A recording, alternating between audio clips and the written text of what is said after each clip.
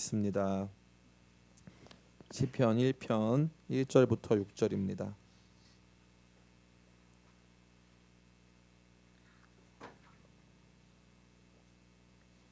시편 1편 1절부터 6절입니다. 우리 한 목소리로 같이 읽겠습니다. 시작. 복 있는 사람은 악인들의 꾀를 따르지 아니하며 죄인들의 길에 서지 아니하며 오만한 자들의 자리에 앉지 아니하고 오직 여호와의 율법을 즐거워하여 그 율법을 주야로 묵상한도다. 그는 시냇가에 심은 나무가 철을 따라 열매를 맺으며 그 잎사귀가 마르지 아니함 같으니 그가 하는 모든 일이 다 형통하리로다. 악인들은 그렇지 아니하며 오직 바람에 나는 겨와 같도다. 그러므로 악인들은 심판을 견디지 못하며 죄인들이 의인들의 모임에 들지 못하리로다. 무릇 의인들의 길은 여호와께서 인정하시나 악인들의 길은 망하리로다. 아멘. 2020년을 시작하면서 금요기도의 말씀을 어떻게 나눌까에 대해서 깊이 생각하고 기도하는 시간이 있었습니다. 그러다가 나누기로 결정한 것은 바로 이 시편이었습니다. 물론 우리가 2018년과 2019년에도 이 시편 말씀을 나눈 바 있습니다. 시편 119편을 22회에 걸쳐서 같이 강해했고 또 그 뒤이어 성전에 올라가는 노래들에 대해서 여러분과 나누고 그 이후에 등장하는 150편까지의 내용을 다 나눈 바 있습니다. 119편 앞은 안 했는데 119편 뒤는 다 했다는 거죠. 그러나 그럼에도 불구하고 시편의 초반부를 깊이 나눠본 적이 없기 때문에 2020년부터 시작하여 시편을 조금이나마 깊이 묵상하고 그것을 마음속에 되새기는 시간을 가져볼까 생각하는 차에 그런 결정을 하게 되었습니다. 시편은 아주 독특한 책이에요. 성경 전체에 있어서 첫 번째 그 분량 면에서 가장 깁니다. 성경에서 제일 긴 책은 바로 시편이죠. 그러니까 제일 긴 분량만큼 가장 중요한 내용들을 다루고 있다는 것입니다. 시편을 읽지 않고 성경을 이해하는 것은 불가능합니다. 특별히 신약 성경에서도 시편의 인용, 시편의 성취 내용이 아주 많이 등장하기 때문에 시편은 단순히 어떤 사람들의 이제 자기 신세 한탄한 것이 아니라 하나님께서 이 신자들의 삶이 어떠한 것인지를 보여주시고 그러한 신자들의 삶을 종합 성취하는 모습으로 예수님을 보내주셨다 하는 것이기 때문에 시편의 말씀을 이해하는 것은 너무나 중요한 것이고 성경 전체, 성경 계시 전체에 가장 긴 분량을 가지고 있다는 것입니다. 또 한편으로 시편은 성경의 중앙에 있는 책입니다. 성경을 딱 피면은 그 중심부에 딱 자리 잡고 있는 게 시편인 것이죠. 우리 장기의 중심, 우리의 이 몸통에 중요한 장기들이 다 있지 않겠습니까? 그러니까 이게 우리의 생명 활동에 있어서 가장 지대한 역할을 하는 것이죠. 머리가 따로 있다 할지라도 실제적인 활동에 있어서 가장 중요한 역할을 하는 것은 이 신체 공장과도 같은 이 내면입니다. 내면. 그러니까 이 성경의 계시의 중심에도 시편이 담겨 있다는 것이죠. 시가서 이전, 다시 말해서 욥기, 시편, 잠언, 전도서, 아가서, 이 시가서 이전까지는 하나님의 역사 전개 과정이 강물처럼 이 계곡에서부터 흘러나오는 강물처럼 협곡을 지나서 빠르게 움직이는 것을 우리가 볼 수 있죠. 근데 갑자기 이 욥기에서도 한번 휘몰아치다가 시편에 이르러서는 좀 잠잠한 호수를 만납니다. 왜냐하면 역사 전개의 이야기가 등장하지 않기 때문에 하나님 나라 역사의 전개가 여기서 한번 탁 쉬는 거죠. 그리고 나서 어떻게 되는 거냐면 이건 과거예요. 역사서는 과거의 이야기고 시편은 현재의 이야기고 그다음에 등장하는 게 뭐예요? 선지서가 등장하죠. 그건 미래의 이야기지 않습니까? 그러니까 이 우리의 삶의 오늘 현재 인간은 영원한 현재 속에 살고 있는 거거든요. 이 현재에 시편의 이야기가 가득 차 있다는 거예요. 하나님 나라 과거의 역사와 미래의 조망 사이에 시편이라고 하는 신자 내면에서 일어나는 신자의 삶에서 일어나는 여러 가지 갈등과 긴장, 하나님을 향한 탄원들이 우리의 현재의 삶을 만들어가고 있다고 할 수 있는 것입니다. 강물처럼 이어져 오던 일들이 이제 이렇게 긴 커다란 호수, 우리의 삶이라고 하는 우리의 내면이라고 하는 우리의 진정성 있는 주님을 향한 외침이라고 하는 커다란 호수를 딱 만나게 한 것이죠. 이러한 하나님 나라의 거시적인 이야기 속에서 우리 자신이 실제로 고통당하고 아픔 당하고 또 단절되고 소외하는 것들을 얘기해 주신다는 것은 하나님의 배려입니다. 하나님의 배려. 그냥 만약에 제가 날마다 여러분에게 선교 얘기만 하고요, 하나님 나라 이야기만 하고 복음 얘기만 한다.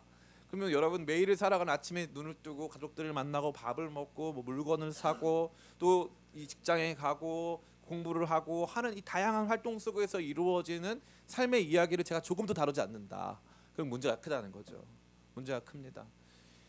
제가 제일 많이 봤던 비난 중에 하나가 뭐냐면은 이완 목사님이 하는 목회는 선교단체 스타일이다. 그런 얘기 많이 하더라고요. 왜냐하면 저희 청년 예배 때 선교 기도도 하고 하니까 선교단체 스타일이라고 생각하시는 분이 많은데 아마 그분들은 저를 잘 모르시는 것 같아요. 저보다 더 이렇게 일상에 관심이 많은 목회자가 거의 없습니다. 뭐 아파트를 사라, 뭐 너무 힘들면 그냥 쉬어라, 이런 거 막 저처럼 잘하는 사람이 없어요. 이게 제가 눈에 하는 말이 있는데 사람은 두 발은 땅을 딛고 눈은 하늘을 보는 거예요. 그게 인간이에요. 근데 이게 주로 많은 선교단체들이 엄청난 구호를 외치면서 이 발을 띄래요. 하나님이 날개를 주실 거니까 발을 떼래. 그래서 일단 빨리 발로 봐보면 날아갈 수 있다는 거예요. 근데 제가 누누이 드리고 싶은 말씀은 그렇지 않습니다. 발은 땅을 디뎌야 되고요. 눈은 정면 혹은 하늘을 보는 거예요. 그러지 않으면 문제가 발생합니다. 이게 지난 기독교 2000년 역사예요. 지난 기독교 2000년 역사. 우리의 삶은 마치 아무런 기적도 없는 것처럼 땅바닥을 조심스럽게 걸어가는 거예요. 걸어갈 때 무슨 일이 발생합니까? 주 말씀 내 발의 등이요 내 길의 빛이 되는 거죠. 그래서 그 발걸음을 따라 걸어갈 수가 있게 되는 거예요. 그런데 사람은 걸어갈 때 땅만 보고 가는 사람 없어요. 물론 간혹 있어요. 그날 뭐 배가 고프다던가 뭐 화가 났다던가 땅만 보고 가는 사람이 있죠.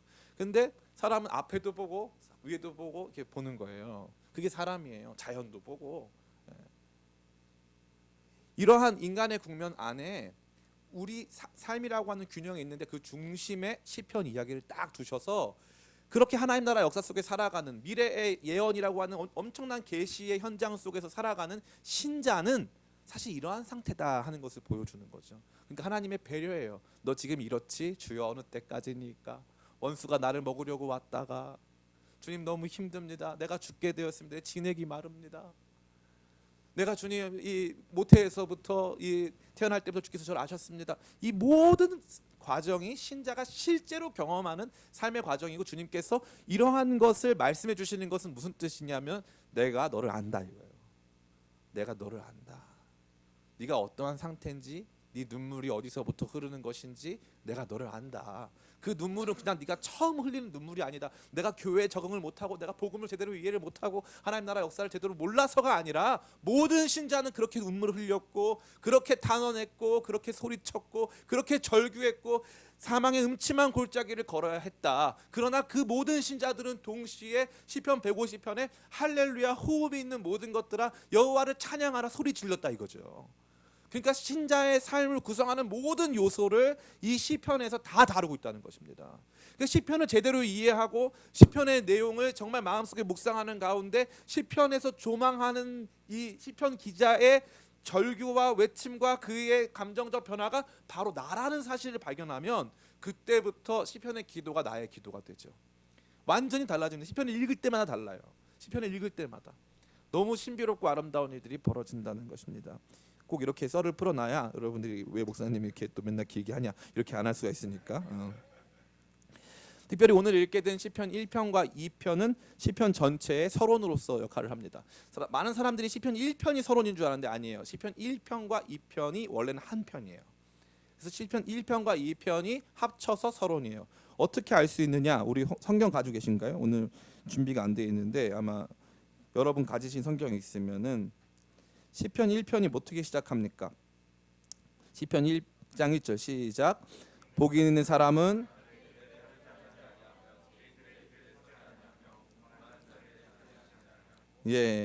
시편 2편의 마지막은 어떻게 끝납니까? 시작. 그의 아들에게 입맞추라. 그렇지 아니하면 진노하심으로 너희가 길에서 망하리니 그의 진노가 급하심이라. 여호와께 피하는 모든 사람은 다 복이 있도다. 아멘. 시편 1편 처음에 복으로 시작하고 시편 2편 마지막에 복으로 끝나요. 시편 1편의 구체화가 시편 2편이라고 보시면 됩니다. 그러니까 이 내용이 통째로 하나예요. 통째로 하나. 이 내용을 우리가 만나게 될 텐데 제 목소리 갑자기 커졌네요. 제가 목소리 작았나요? 우리 많은 지체들이 조합현 원사님 목소리에 익숙해져가지고 제 목소리 작게 느끼는데 저도 꽤 큽니다. 같이 차 타고 가다 보면 저 앞에 오는 사람이 저보고 좀 작게 말해달라고 할 때가 있어요. 시끄럽다고. 기분이 굉장히 묘해요. 나도 목소리가 컸었구나. 이제 본인 생각은 안 하고 내 생각만 할까 이런 생각을 좀 합니다. 이 시편 1편은 이제 앞서 말씀드린 대로 이제 우리가 가서 보게 될 신자의 삶이라고 하는 거대한 시면, 신자의 삶이라고 하는 거대한 이 호수, 적막한 호수, 그러나 그 안에서 일어나는 여러 가지 격동, 그것을 이제 전망대에서 보게 하는 거예요. 자, 보세요. 이런 호수가 있습니다. 저 호수 안에는 어떤 물고기들이 살고 있고, 이 호수는 어떠한 지형으로 되어 있고, 어떠한 이 자연 환경적 변화가 이 호수를 움직이고 있습니다 하는 것을 멀리서 조망하게 하는 것이 바로 시편 1편과 2편입니다. 오늘 여러분들이 그것을 보게 되는 것입니다. 다시 말해 우리의 삶 전체를 조망하면 우리는 어떠한 존재인가 하는 것을 보여준다는 것이죠. 아무쪼록 오늘 말씀을 통해서 우리의 삶을 바라보시며 말씀하시는 하나님의 음성을 듣고 새해 처음 맞이하는 이 기도의 자리가 은혜로 채워지기를 예수님의 이름으로 축원합니다. 아멘. 우리가 시편 1편에서 처음 발견하게 되는 것은 무엇입니까? 바로 복이죠. 복. 복이 있는 사람은 이렇게 시작하는 것입니다. 신자의 삶을 정의하는 단어가 바로 이 복이에요. 하나님께서 아브라함을 부르셔서 내가 너로 이방의 복, 열방의 복이 되게 해주겠다. 모든 민족이 너로 말미암아 복을 받게 될 것이다 말씀하셨습니다. 이 복이라고 하는 단어는 하나님께서 천지 창조를 하실 때 천지 창조를 하실 때 사용하신 단어예요. 하나님의 뜻이 그대로 이루어지고 하나님께서 원하시는 것을 이 땅 가운데 온전히 실현하는 삶이 된다 하는 것을 말씀하시는 거죠. 신자의 삶은 이와 같이 엄청나게 큰 복을 받는 거예요. 그 전화가 혹시 하나님께로부터 온 거 아닌지 모르겠어요. 걱정이 됩니다. 제가 못 받아가지고 잘 남겨주세요. 그런데 여기 등장하는 복, 신자의 삶을 하나로 총 정리해봤더니 복이더라, 복이다, 복 받은 사람이다. 아마 이거 인정하시는 분 거의 없을 텐데 그게 왜 그러냐면은 이 복에 대한 독특한 관점을 제시하기 때문에 그래요. 그러니까 우리 생각하는 복은 이런 복이 아닌데, 그러니까 이 복이 뭔지 이에 대해서 총 4가지로 생각해 볼 수 있습니다. 첫 번째로 이 복은 악인의 꾀, 죄의 길, 오만한 자들의 자리와는 상관이 없어요. 악인의 꾀, 죄의 길, 오만한 자의 자리와는 상관이 없어요. 1절에 복이 있는 사람은 악인의 꾀, 죄인의 길, 오만한 자의 자리에 앉지 않는다 이렇게 말하고 있죠. 악인의 꾀라는 것은 꾀는 지혜를 의미하는 거죠. 악한 지혜라는 거예요. 악한 지혜. 그 다음에 죄인의 길, 길은 행동 스타일, 삶의 패턴을 말하는 거죠. 죄악된 삶. 생각이 악할 수도 있는데 그걸 구체화하면 길이 되는 거예요. 꾀의 구체화된 모습이 길이 되는 거죠. 그리고 나서 얻게 되는 결과가 자리가 되는 거예요. 그래서 오만한 자의 자리. 오만한 자들은 하나님이 없다 하는 사람들이죠. 그러니까 이 사람의 악한 생각이 그 사람의 악한 길을, 죄악된 길을 만들고 그 죄악된 길이 그에게 오만한 자의 자리를 준다 이거예요. 근데 복은 그게 아니라는 거죠. 우리가 생각하는 이 복은 쇼미더머니 나가서 돈을 많이 벌어서 도끼가 된 다음에 롤스로이스 차를 타고 용산 드래곤 호텔에 살면서 뭐 이렇게 돈 쓰고 내가 돈 엄청 많아 막 이렇게 해가지고 하는 사람으로 생각하는 거죠. 그게 복이다. 근데 아니라는 거예요. 복을 정의할 때 무엇이 복이 아닌가부터 출발하는 거예요. 무엇이 복이 아닌가? 참 너무 재밌어요. 무엇이 복이 아닌가부터 출발하는 거죠. 악인들의 꾀는 절대 복이 될 수 없다 이거죠. 죄인들의 길은 절대 복이 될 수 없다. 아무리 그 자리가 높아도 오만한 자의 자리는 절대 신자들에게는 복이 아니다. 우리는 그걸 복으로 갖고 있지 않다 하는 출발점으로 이 말씀을 시작하고 있습니다. 매우 충격적인 것입니다. 두 번째로 이러한 복은 여호와의 말씀과 상관이 있다. Not A but B. 이것들이 아니었어요. 보니까 악인들의 꾀도 아니었고 죄인들의 길도 아니었고 오만한 자의 자리도 아니었어. 그런데 오히려 복이 있는 사람은 여호와의 말씀을 주야로 묵상한다. 그냥 묵상하는 게 아니에요. 기본적으로 따라해볼까요? 즐거워해야 된다. 즐거워야 묵상할 수 있어요. 그러니까 우리가 이 말씀을 보면서 엄청난 책임감이 들잖아요. 맞아, 목사님이 이번에 성경 일독 시작했지. 저희 집사람이 저한테 막 당신 내가 성경 일독 했어 안 했어 그러면 당신이 홍보를 미리 잘 안 해줘가지고 할 마음이 안 들어 막 이렇게 그러단 말이에요. 지금 미리 홍보를 잘 해줬었어야 내가 하는 거지. 그러니까 부담이 있는 거예요. 부담이 있으니까 화를 내는 거죠. 이제 부담이 있어. 그래가지고 막 부담만 갖는 거예요. 여호와의 말씀을 즐거워하여가 포인트인데 즐겁지가 않으니까 화만 나고 돈 집에 가면 또 혼났죠. 근데 그래도 어쨌건 그런 아주 좋은 예시가 될 것 같아가지고 여러분들에게 근데 좋은 예시와 나쁜 결과를 맞이하게 됐어요. 네. 복이라는 것은 여호와의 말씀과 상관이 있다는 거예요. 말씀이 없는 복이 존재한다 안 한다 안 한다는 거. 참 신기해요. 말씀이 없거나 말씀에 없는 복은 존재하지 않아요. 그럼 복이 아니라는 거죠. 복이 아니에요. 복이 아니에요. 절대 복이 아닙니다. 어떤 분들 그런 분들 계세요. 이제 뭐 11조 뭐 무슨 11조죠 그거 미래에 내가 10억을 벌고 싶은 사람은 믿음의 11조를 한대요. 1억을 먼저 내라. 성경에 그런 믿음의 11조 있어요 없어요? 밭에 소산에서 10분의 1 드리는 거예요. 근데 그 믿음으로 내가 얼마큼 벌지 내가 어떻게 알고 믿음의 11조 성경에 안 나오니까 근데 그 11조로 복 받은 사람이 있을까요 없을까요? 있어요. 그런 11조 해가지고 잘 된 사람이 있단 말이에요. 근데 그 결과 그 과정이 11조 때문은 결코 아니죠 원인이. 그러나 그럼에도 불구하고 어떻게 하다 보니까 이 까마귀 날자 배 떨어진다고 갑자기 이 맞아 떨어져 가지고 믿음의 11조를 했더니 돈이 폭발적으로 많아지는 사람이 있어요. 그건 복이 아니에요. 그건 복이 아닌 거예요. 왜요? 첫 번째 여호와의 말씀이 나오지도 않고 그 사람이 여호와의 말씀 안에서 어떻게 살았냐가 더 중요한 복이라는 거죠. 그거 없는데 그냥 나한테 떨어진 거 그 복이 아닌 거예요. 복이 아니에요. 예전에는 땅바닥에 떨어진 돈 주워도 이렇게 신고하는 사람 많이 없었어요. 요즘에는 은행 그 ATM기에 돈 떨어지면 어떻게 해야 돼요? 신고하고 갖다 줘야 돼요. 그거 안 그러면 다 CCTV 걸려가지고 절도죄가 돼요. 예전에는 그런 문화가 없었어요. 그래서 우리는 떨어진 돈을 주스면 임자. 그래서 주스면 임자 이런 표현이 있었어요. 주스면 임자 이렇게. 그 심지어 옆에 있는 친구 거가 있는데 딱 주스면 임자 이렇게 막 해가지고 뺏었다는 말이에요. 네. 근데 저 가만히 보면은 지금도 교회 안에 그런 분들이 계세요. 주님 복을 받게 해주세요. 올해 복을 받게 해주세요. 아니 말씀에는 없는 복을 어떻게 줘요 하나님께서. 말씀에 없는 복을 안 주십니다. 말씀이 복이고 말씀에 있는 게 복이거든요. 그런데 왜 말씀과 상관없이 살면서 복을 달라고 하느냐 이거죠. 복 있는 사람의 삶의 중요한 특징은 말씀과 함께 살아가고 있다는 거예요. 말씀이 그를 움직인다는 거죠. 매우 신기한 것입니다. 세 번째로 복받은 사람은 철을 따라 열매를 맺습니다. 우리 말씀을 같이 한번 읽어보겠습니다. 3절 말씀 시작. 그는 시냇가에 심은 나무가 철을 따라 열매를 맺으며 그 잎사귀가 마르지 아니함 같으니 그가 하는 모든 일이 다 형통하리로다. 아멘. 열매를 매일 맺지 않고 철을 따라 맺는다고 되어 있어요. 이 말은 뭐냐 하면은 말씀이 시냇물과 같이 끊임없는 공급이 되기에 주야로 말씀을 묵상한다는 건 낮과 밤에만 묵상한다는 것이 아니라 주야로 대표되는 삶 전체가 말씀에 사로잡혀 있다는 뜻이에요. 우리가 그런 말 하잖아요. 한반도를 지칭할 때 저는 한반도에서 코리아 페닌슐라에서 왔습니다. 이렇게 안 하고 보통 문학적으로 할 때 제가 있던 곳은 한라에서부터 백두까지 이런 표현을 하잖아요. 그러면은 한라에서부터 백두까지가 한반도 전체를 말하는 거예요. 주야도 마찬가지예요. 아침에 한번 밤에 한번 이게 아니라 삶 전체가 말씀으로 점철된 사람을 말하는 거죠. 그러니까 그 사람이 어떤 거예요? 이게 그 사람은 마치 이와 같다는 거죠.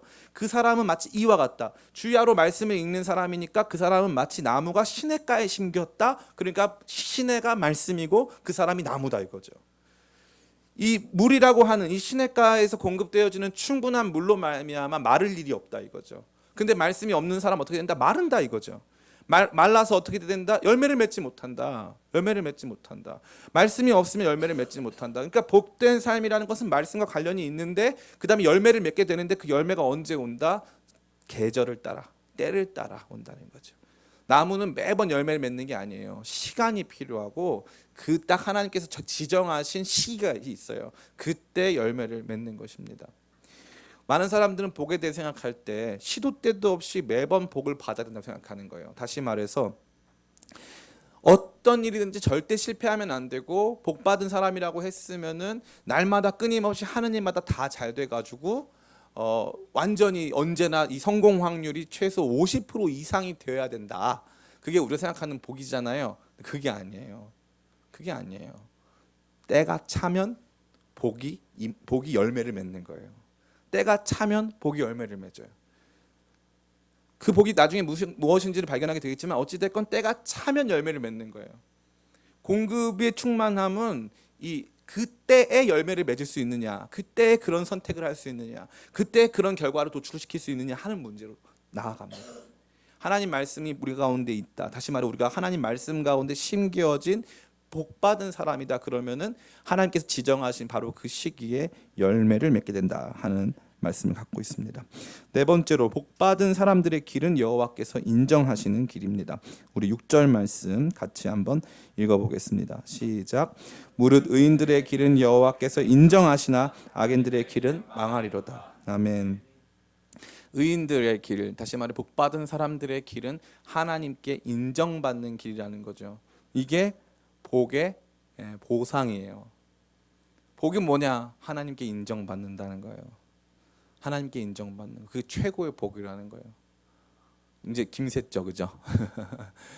복을 단순히 좋은 아파트를 간다든가 좋은 직장에 간다든가 건강해진다든가 삶의 모든 부분이 개선되는 것쯤으로 생각해 왔는데, 지금 이 신자의 삶을 하나님께서 먼저 강하게 선포하시는 것은 신자들아, 너희 모든 의인들아, 너희는 복받은 자들이다. 복받은 자들이다. 그러나 그 복은 악인들의 꾀, 죄인들의 길, 오만한 자의 자리와는 상관이 없고, 그 복은 하나님의 말씀 가운데 있는 것이고, 그 말씀은 시냇가와 같이 우리 가운데 늘 흘러서 우리가 거기 뿌리 박고 있으면 하나님의 때에 열매를 맺는데, 그 열매라는 것은 하나님께서 우리를 향해서 주시는 거룩한 인정이라는 인정.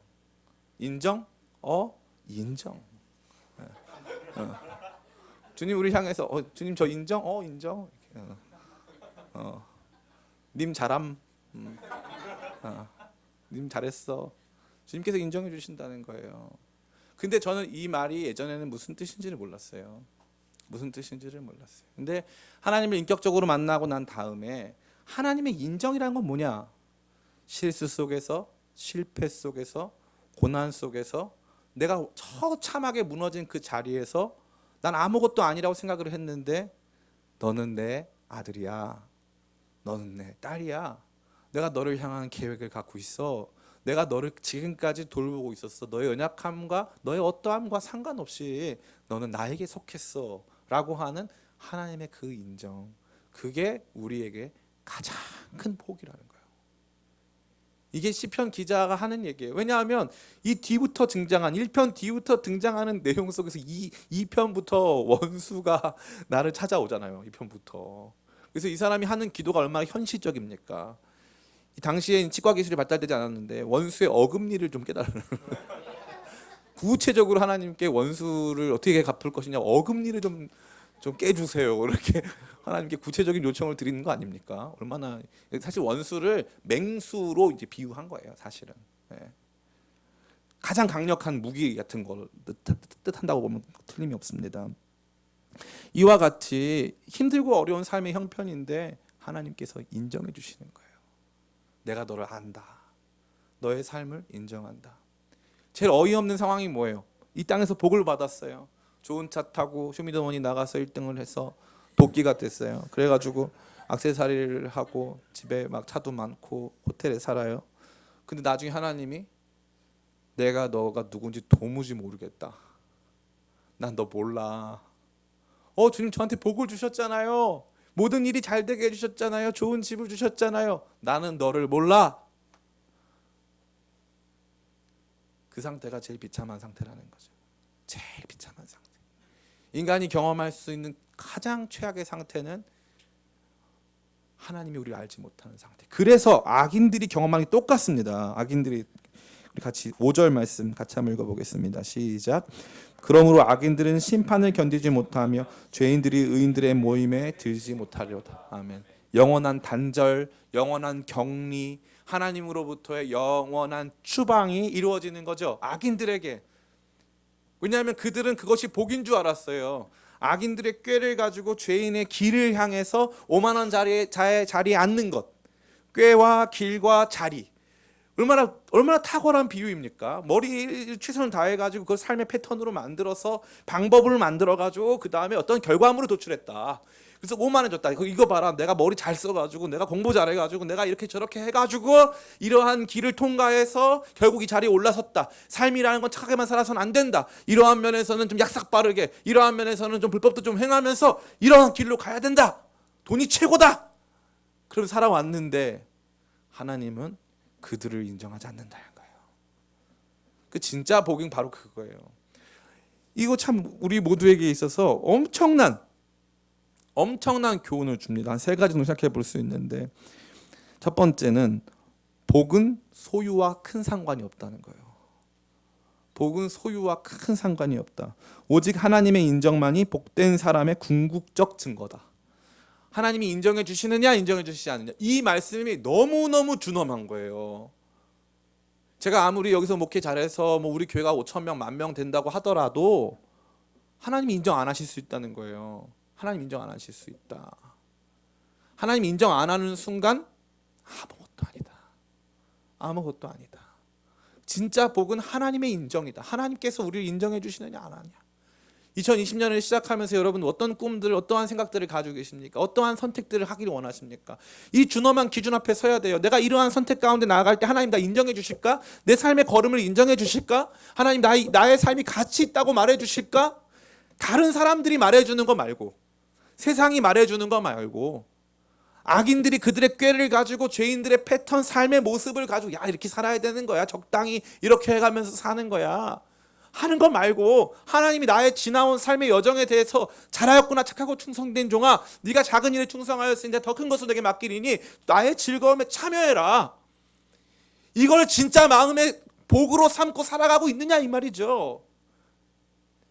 우리가 조망하게 된 신자의 참된 삶, 지금 앞으로 이 시편 전체에서 고통당하고 홀로 외로이 진짜 이 깊고 어두운 웅덩이, 기가 막힌 웅덩이에 빠져서 주님을 기다려야 하는 그 신자들의 삶은 주님이 인정해 주시는 삶이라 이거예요.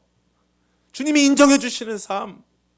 때론 자기 자신의 죄악으로 말미암아 몸이 마르고, 자기 질병으로 말미암아 지치고 피곤하고, 원수의 다가옴으로 말미암아 처참하게 공격당하고 있는 자기 자신, 주여 어느 때까지이니까를 고백하고 있는 자기 자신의 삶이 복받은 자고 하나님의 인정 앞에 놓여 있다.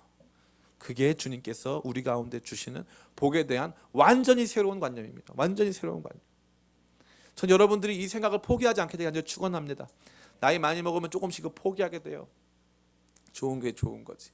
저는 그런 분들을 아주 많이 봤어요. 아주 많이 봤어요. 자녀들은 소위 말하는 명문대에 다녀요. 또 잘 삽니다. 집이 막 엄청나게 좋은 집에 살아요. 그런데 문제가 뭐예요? 자녀들이 주님을 떠나요. 세상 사람들이 모두 가는 그 길을 향해서 가고 있어요. 하나님의 말씀을 즐거워하지 않고 그 말씀이 그의 삶을 만들지 못해요. 그런데 복이라고, 그런데 우리 자녀는 좋은 대학을 나와서 좋은 직장에 다니고 복받았다고. 그럴 때 보면 좀 지쳐요. 그러면 저는 세상 저주받은 사람이네요. 네. 그렇지 않습니다. 이 생각이 달라져야 돼요. 2020년도에 여러분의 삶이 어떻겠습니까? 제가 조심스럽게 말씀드리는데, 이 야구에서 타자가 5할 치는 사람이 있어요, 없어요? 5할 타자 없어요. 3할 정도 치면 굉장히 잘 치는 거예요. 공이 10번 날아오는데 10번 중에, 10번이 아니죠, 공 날아오는 건 더 많이 날아오는데 타석에 섰는데 10번 섰는데 한 번 보통 하면은 이제 4번 쓸 수 있어요. 한 게임에 4번 정도 쓸 수 있어요. 그러면 산술적으로 한 게임에 한 번 치면 굉장히 성공적인 타자예요. 굉장히 성공적인 타자. 한 번 이상 치면 굉장히 성공적인 타자입니다. 여러분 삶이 2020년도에 그럴 거예요. 그럴 거예요. 두려워하지 마세요. 원래 삶이 다 그래요. 매번 성공적일 수가 없어요. 매번 성공하면 그때부터 두려워해야 돼. 큰일 났다. 이거 뭔가 조짐이 이상해. 내가 혹시 이거 악인의 꾀에 서 있는 건 아닌가? 내가 혹시 죄인의 길에 서 있는 건 아닌가? 오만한 자의 자리에 있지는 않은가? 두려워해야 돼요. 그런데 그러한 삶이 가치가 없어 보이고 무관심해 보이고 나는 소유가 아무것도 없어 복받지 못한 사람의 생각이 드는데, 그렇게 힘들고 우울한 순간을 지나고 있는데 하나님이 딸아 내가 너를 사랑한다. 내가 너를 안다. 네가 지나온 순간 어떻게 살아왔는지를 내가 안다. 주께서 말씀하시면 그걸로 된 거예요. 그거면 된 거예요. 뭐 다른 거 더 기대할 게 없어. 그게 복이야. 하나님이 아신대잖아요. 내가 얼마나 고생했는지, 왜 고생했는지, 뭘 추구하며 살았는지 세상 모든 사람은 알지 못하는데 주님은 아신다잖아요. 주님이 다 아세요.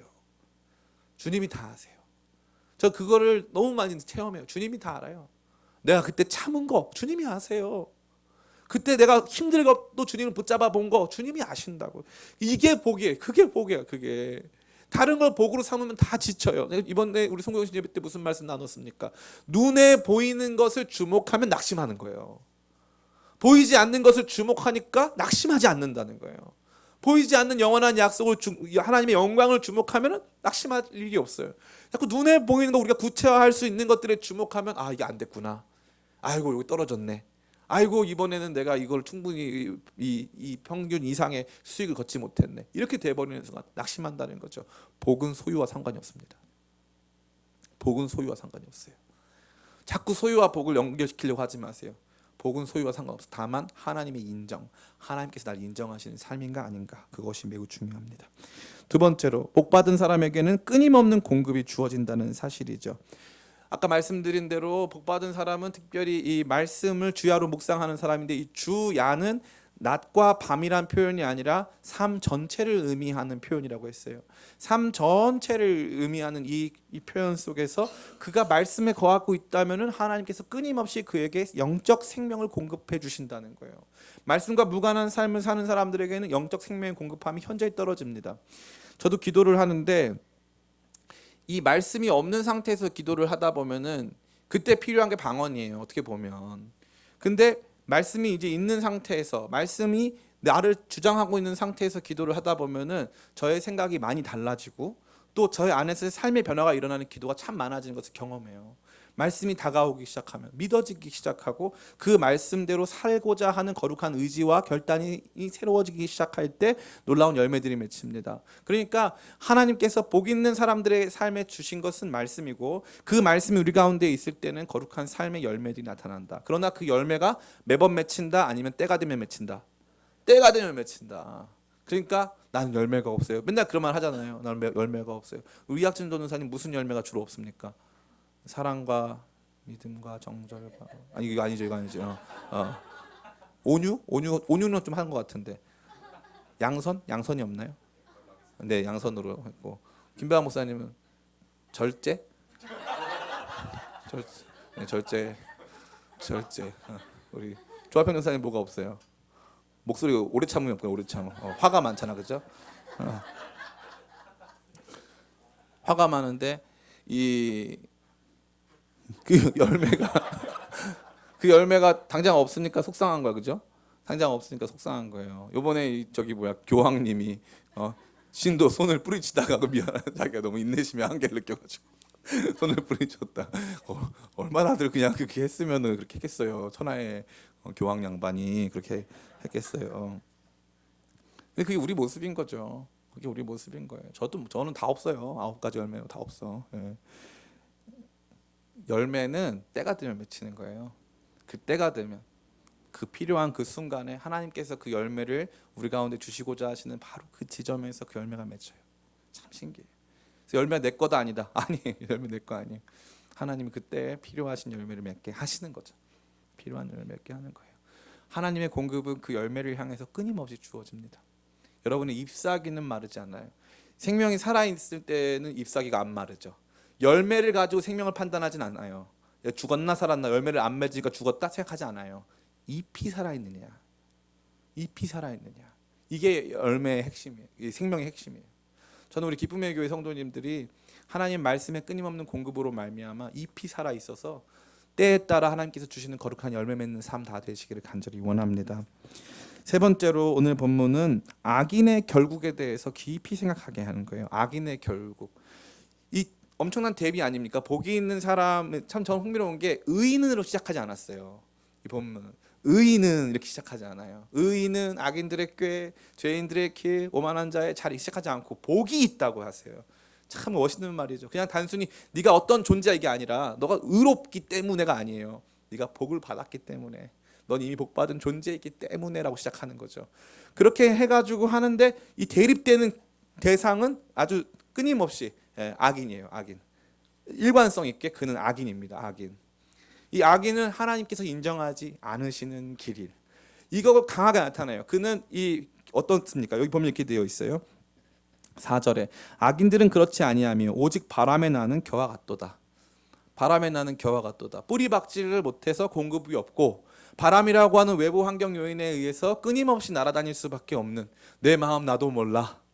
어떻게 살아야 할지를 몰라. 사실 불쌍한 거죠. 제일 불쌍한 거예요. 어떻게 살아야 될지를 모르는, 뿌리 박을 곳이 없는 거예요. 어디로 가야 할지를 모르겠는 거예요. 끊임없이 이렇게 유랑하고 방황할 수밖에 없는 존재라는 거죠. 5절에 그들은 심판을 견딜 수가 없고 의인들의 모임에 들어올 수가 없습니다. 하나님 앞에서 배척된 존재라는 거죠. 자, 그러면 이 악인은 누구냐? 의인이 아닌 존재가 악인이냐? 의인과 악인의 대립이니까 한 사람은 의인이면 한 사람은 악인이냐? 그렇지 않습니다. 시편에 등장하는 모든 악인은, 모든 대적자, 이 라이벌이, 모든 대적자들은 원수 사탄 마귀를 의미하는 거예요. 사탄 마귀를 의미하는 거예요. 이거를 자꾸 이 악인을 구체화시켜서 우리를 힘들게 하는 대상으로 삼으면 안 돼. 여러분이 힘들게 했던 그 교수님, 신실한 그리스도인일 수 있어요. 주여 악인이 내게 와서 나를 힘들게 하나이다. 저의 어금니를 부숴주시고 저의 뺨을 때려주시고 그렇게 기도하면 안 되는 거예요. 근데 그동안 우리가 이 시편 어떻게 이해했냐면은 나를 힘들게 하는 상황이 악인이라고 생각했어요. 나를 힘들게 하는 그 상황이 악인이고 나에게 좀 어려움을 주는 바로 그 사람이 악인이다. 근데 그렇지 않아요. 그렇지 않습니다. 시편에서 등장하는 신자가 경험하는 대립의 궁극적 대척점에 있는 존재는 원수사단 마귀입니다. 이렇게 이해하니 가장 성경적이에요. 가장 성경적입니다. 왜냐하면 다윗이 누구에 의해서 날마다 어려움을 겪었어요? 사울. 10수년을 사울 때문에 힘들었어요. 그러면 다윗에게 사울에 대한 보복, 원수 갚음을 할 수 있는 기회가 있었어요, 없었어요? 있었어요. 정확하게 2번, 그 이상이 있었어요. 2번 그 이상. 2번은 매우 확실했고 그 이상이 있었어요. 근데 결국 사울은 누구 손에 죽어요? 블레셋 사람의 손에 의해서 죽어요. 다윗이 원수 안 갚습니다. 다윗은 사울을 원수라 생각하지 않았어요. 이게 매우 중요해요. 다윗은 평생에 사울을 원수라 생각하지 않았어요. 그래서 사울이 죽어서 다윗이 활의 노래라는 노래를 만들어요. 노래를 만드니까 사람들이 그제서야 다윗의 진정성을 이해하는 거예요. 왜냐하면 상황으로 보면 이해가 안 되는 거예요. 평생 자기를 힘들게 한 사람이 사울이거든요. 그런데 다윗은 단 한 번도 사울을 원수라 생각한 적이 없어요. 자기 아들 압살롬이 자기를 반역을 일으켰습니다. 반역의 강도가 너무 강했어요. 좀 지나쳤어요.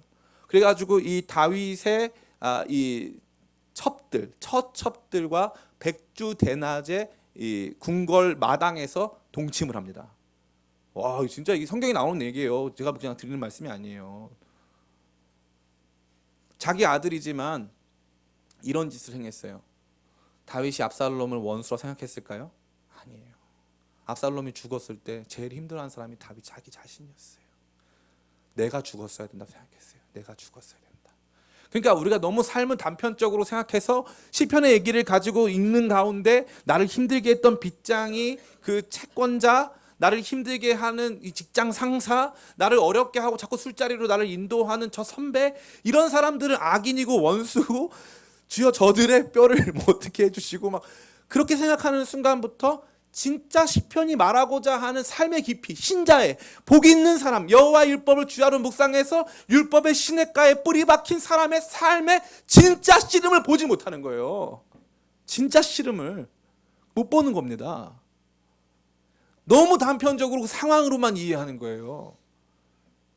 그렇지 않습니다. 그렇지 않아요.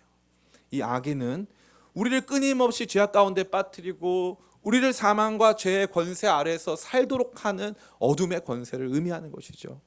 그렇게 해석하는 것이 신약 시대를 살아가는 성령의 조명 아래서 구약의 계시들을 이해하는 우리 신자가 받아들일 수 있는 가장 정확한 이해라고 저는 확신합니다. 그러한 가운데 이 악인들에게는요, 하나님 나라로부터의 퇴출, 하나님 나라로부터의 추방, 하나님 나라로부터 영원한 단절이 이루어질 거라는 거죠. 그들에게 엄청난 심판이 가해질 것이고 그들은 그 심판을 견딜 수 없을 것이다. 다시 말해 악은 패배하고 선이 승리한다 이 말이에요. 이것으로 하여금 신자에게 끊임없는 소망을 주는 것입니다. 시편 1편이 우리 가운데 말하는 건 뭐예요? 그 시편 1편 이후에 등장하는 모든 시편의 내용에서 아주 이 원수와 이 자기 자신 혹은 의인의 갈등이 굉장히 강합니다. 이 갈등과 긴장, 이들 사이에서 일어나는 여러 가지 이 싸움들의 굉장히 강경한데 반드시 의인이 이긴다 이거예요. 악인의 결국을 딱 보여주시면서 악인들은 의인들의 회중에 들어올 수가 없다. 너와 함께할 수가 없다. 너희들이 모여있고 너희들이 하나님의 은혜의 장막 안에서 보호받고 있는 그 현장에 악인은 들어올 수 없다 이거예요. 원수가 여러분의 삶을 막을 수 없다 이거죠. 그 어떠한 고통과 아픔이 원수가 사용하는, 사단과 마귀가 사용하는 그 어떠한 고통과 아픔도 여러분을 완전히 패배시킬 수 없다 이거예요. 이게 하나님께서 시편 말씀에 처음부터 보여주시는 아주 위대한 메시지인 줄 믿습니다. 치열한 삶을 살수록 그게 약해져요. 결국 내가 지겠다. 결국 이게 안 될 거야. 결국 이렇게 살다 보면 아무것도 남는 게 없겠지. 이게 처음에 20대 때 괜찮은데 30대 넘어가고 40대 넘어가고 50대 넘어가면은 조금씩 삶은 다 그런 거라고 자기 위로를 하고 있죠. 근데 그렇지 않습니다. 이 시편은 처음부터 말하는 거예요. 의인이 반드시 이기고 악인은 반드시 패배한다. 우리를 어둠의 권세 아래 끌고 가는 그들 반드시 패배한다. 결국 우리가 승리하게 될 것이다. 우리의 길을 하나님께서 아시고 인정하시고 악인의 길은 반드시 망한다. 이 위대한 메시지를 여러분에게 주시면서 여러분에게 소망을 주고 있는 것입니다. 마지막으로 이 모든 부분이 율법과 깊이 연관 맺고 있어요. 율법과 상관없지 않아요. 율법과 정확하게 연관 맺고 있어요. 그 복에 있는 사람은 이러한 사람들이 아니다. 악인들의 꾀를 쫓거나 죄인들의 길을 걸어가거나 오만한 자의 자리에 앉는 자가 아니고 여호와의 율법을 즐거워하여 그 율법을 주야로 묵상하는 자로다. 율법을 즐거워하여 주야로 묵상한다는 것은 여러분에게 정말 율법적 강요를 하려고 하는 게 아니라 복 있는 사람들의 중대한 특징을 말하는 거예요. 이 중대한 특징은 하나님의 법 아래에 있는 거죠. 율법을 즐거워한다는 것은 하나님의 통치를 즐거워한다는 거예요. 하나님의 거룩한 통치와 우리와 함께 하심을 기뻐한다는 거죠. 하나님, 내 생각보다 하나님 생각이 중요하다는 거예요. 하나님께서 원하시는 일을 위해서 내 생각을 포기할 수 있다는 뜻이죠. 그렇기 때문에 하나님의 말씀을 더 잘 알고 싶은 거예요. 왜 내가 그렇게 살아야 하는지, 어떠한 삶을 살아야만 하는 건지. 사람은 이제 정확하게 생각하는 대로 살지 않느냐면 사는 대로 생각합니다. 살던 대로 사는 거예요, 그냥. 제가 제일 안타까운 게 어떤 사람이냐면은, 목사님 저는 원래 이래요. 원래 이래요. 절대 배우려도 하지 않아요. 원래 이래요. 원래 이래요. 그러니까 그 사람한테는 해줄 말이 있어요? 없어요? 없어요. 자기는 안 바뀔 거니까. 작정한 거예요. 그냥 안 바뀌겠다고. 작정한 거죠. 그것처럼 안타까운 사람이 없어요. 여호와의 말씀을 즐거워하여, 여호와 율법을 즐거워하여 그 율법을 주야로 묵상하는 사람이 복된 사람이에요. 복받은 사람들의 특징인데, 이 복받은 사람들은 하나님이 내게 원하시는 것이 무엇일까에 대해 생각한다는 거예요. 그러니까 이제 모든 의문이 다 풀렸어요. 이 사람은 악인의 꾀를 따라가지 않고 하나님의 말씀을 따라가니까 죄인의 길을 걸어갈 수가 없는 거예요. 그래서 오만한 자의 자리를 추구하기가 어색한 거예요. 그 자리로 올라가는 게 난 너무 불편한 거죠. 너무 불편한 거예요. 왜요? 그 출발점, 내게 다가와 나를 흐르고 나를 관통하고 나에게 주는 양분의 그 시냇가가 율법의 생명수 시냇가이기 때문에 그걸 먹으니까 다른 게 안 되는 거예요. 다른 게. 오늘 수많은 청년들이 살아가면서 너무 안타까운 게, 어떤 청년들이 보면요, 20대 초반인데 젠더, 기울어진 운동장, 평등, 인권. 이분은 저보다 한 20살은 많으신 분 같아. 세상을 다 아셔. 세상을 이미 다 사셨어. 그래서 그분들이 정의한 세상이 아니면 다 부조리한 세상이고, 그런 세상은 존재해서도 안 된대요. 이제 20대 초반인데 무슨 대화를 하려고 하면은 안 돼. 말이 안 통해. 그들이 사는 세상과 우리 사는 세상 다르대. 좋다 이거죠. 그럼 같은 세상에 있으니까 한번 대화를 해보자. 원하지 않는데. 제가 그런 글을 이제 한번, 저 원래 그런 댓글을 잘 안 다는데, 어떤 진보 신학자분이 이제 글을 쓰셔가지고 했는데, 그게 너무 최근 학계에서 이루어지는 내용과 다른 내용들이 많았어요. 그래가지고 제가 거기다가 이 부분에 대해서는 좀 더 진지한 학문적 논의가 필요하다 그랬더니 저보고 틀딱이라고, 틀니 딱딱거린다고, 할아버지 틀딱이 막. 저 궁금. 온갖 욕을 다 먹었어. 평생 살면서 먹을 욕 다 먹었어. 그래서 제가 그랬어요. 거기다가 저 같은 틀딱이가 삐딱이들의 세상에 와가지고 제가 죄송하다고 그랬어요. 어디서 배운 거죠? 누군가한테 배운 거예요. 자기는 세상의 진리라는 박스의 일부분을 열었어요. 그럼 같이 모여서 당신이 연 박스는 어땠어요? 제 박스에는 이런 게 있었어요. 제 박스에는 원래 이 성지향성이라는 것은 선천적인 것이어서 이 사람의 성지향성이 언젠가 드러날 수밖에 없는 것이고 그 부분에 대해서 우리가 정죄할 수 없는 것이라는 박스를 열었어요. 제가 연 박스에는 그런 반대말이 써 있네요. 겸손하게 함께 대화를 해야 되는데 안 해. 그 모든 시도를 안 해. 합리적인 지성을 가지고 이 모든 것들을 대해야 되는데 이 모든 것들이 일종의 이데올로기는 이데아와 로기아가 합쳐진 거예요. 그래서 이상적인 말이란 뜻이에요. 이데아는 여기 속한 게 아니잖아요. 저 세계에 속한 거잖아요. 이데올로기, 진짜 멋있는 말들에만 속해 있는 거예요. 보면서 세상은 그렇지가 않다고, 나도 그렇게 알고 살아왔는데 그런 데가 아니었다고. 저는 요즘에 존경하는 선생님들이 거의 없어요. 저 얼굴이 까맣다 보니까 이제 흑인 인권 운동에 관심이 있었는데 마틴 루터 킹 주니어 목사님 계시잖아요.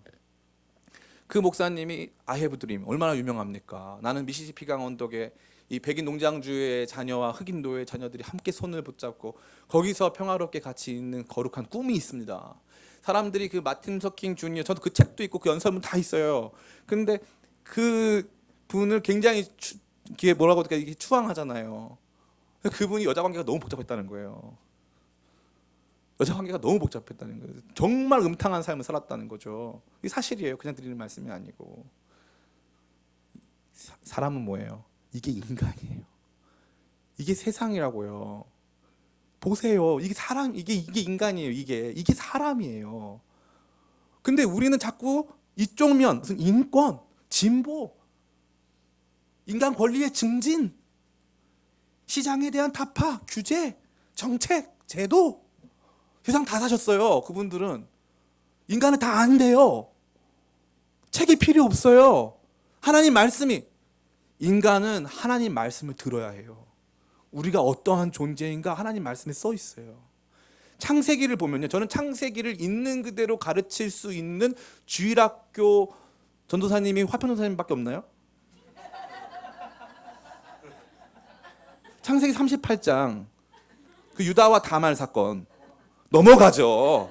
그거 제대로 할 수가 없어. 넘어가야 돼. 그거 넘어가야 됩니다. 그거 소돔과 고모라, 예? 소돔과 고모라 그거 어떻게 할 거예요? 그거 롯이 자기 딸들과 동침해서 애를 낳아요. 민족이 돼요. 여러분 지금 뭘 보시는 거예요? 성경 거룩한 책이 바로 그렇게 기록하고, 그게 인간이라고요. 인간. 그게 인간이라고요. 그게 세상이라고요. 봐야 되는 거예요. 봐야 되는 거예요. 하나님이 인간을 뭐라고 말씀하시는가를 봐야 되는 거예요. 여호와의 율법을 즐거워하여. 되게 재밌는, 이게 아니에요. 진짜 세상이 이런 모습이구나. 하나님 말씀이 없었다면 난 세상을 볼 수가 없었겠구나. 거기서 막 좌절하고 신음하고 아파하고, 주여 이 세상에 소망이 있습니까? 막 거기서 주님 앞에 탄원하는 그 과정 속에서 그 여호와의 말씀을 주야로 묵상은 히브리어로 하가라고 하는데, 하가는 끊임없이 읊조리는 거, 소리를 내가지고 끊임없이 읊조리는 거. 이러한 치열한 삶의 과정을 갖는 게 복 있는 사람들의 삶의 모습이라는 거죠. 투쟁 없는 삶, 나는 행복하다, 별일 없이 산다, 아무 문제 없다, 그게 우리 신자들의 삶이라면 죄송한 말씀이지만 그거는 시편이 조망해주고 있는 신자들의 참된 삶의 모습은 결코 아닙니다. 우리는 복된 사람으로 부름받았어요. 우리의 복은 이 땅의 소유의 문제가 아닙니다. 우리의 참된 이 복은 악인으로부터의 영원한 승리. 악인들은 멸망당할 것이고 그들의 길은 망할 것이고 그들은 의인의 회중에 들어올 수가 없고 그들은 심판을 견디지 못하고 그들은 바람에 나는 겨와 같아서 뿌리 박지 못하는 존재들입니다. 그 어둠의 권세들 우리를 향해서 공격해와도 우리가 주님께서 인정받는 삶이고 주님께서 우리의 길을 인정하시고 우리와 함께 하실 것입니다. 근데 그 모든 과정의 중심에 하나님 말씀이 있는 거예요. 하나님의 말씀으로부터 배워야 되는 거예요. 말씀으로부터 배워서 그 하나님께서 주시는 거룩한 복의 구체적인 증거와 실현이 그 말씀에 있음을 발견하는 거죠. 이제 말씀을 마치면서 2020년이 밝았습니다.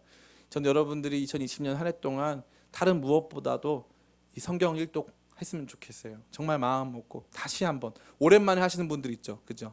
나는 한 처음이신 분도 계신가요 혹시? 처음 도전해 봅니다. 우리 세안이 처음인가요? 처음 아니고 몇 번째죠?